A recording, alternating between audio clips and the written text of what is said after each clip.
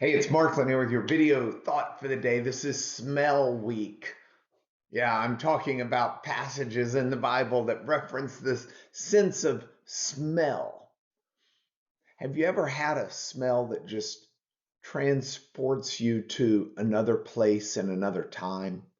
Sometimes we'll see things that remind us of something in the past, but there are some fragrances, some smells that will immediately transpose us to some moment in the past. It triggers the brain memories. Well, back in ancient times, there were certain fragrances that were associated with times of worship. Uh, Today, worship, if you go to a synagogue or a church, um, doesn't generally involve smells, though some churches and some synagogues still use incense, and that incense will invoke that same smell. Well, in antiquity, there were sacrifices and incense burned almost all the time in worship. And so certain aromas brought this idea of worship. It was a significant part of worship. And Paul uses that imagery in Ephesians chapter 5 to talk about certain aspects of our lives that should be lived in worship. So if you go to Ephesians 5, verses 1 and 2, Paul says that we should follow God's example as dearly loved children. We should walk in the way of love.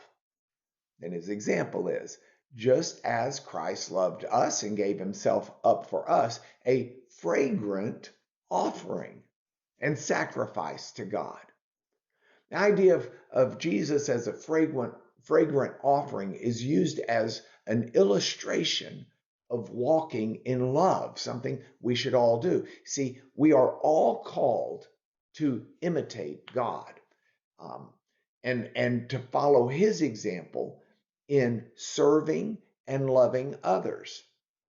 It's an interesting part of Paul using that phrase, dearly loved children, because children typically model what they see in their parents. And our identity as children of God should motivate us to walk in his ways. Now, what is that way? That's my second point. That way is a way of love. Paul says it's a way of love. We walk in the way of love. That's the manner of our life. And in practical ways, what does that mean? That means putting others' needs and wants and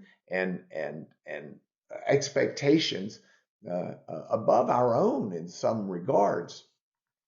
You got to be careful here, because we don't want to just cater to every whim of someone, but within the realm of what's good and right before God, we need to put others' needs before our own, and know that God will take care of us as we walk in love as he does. That brings us to my third point from here, that Jesus is our example. Jesus lived a life of service, of walking in love, all the way up through his death.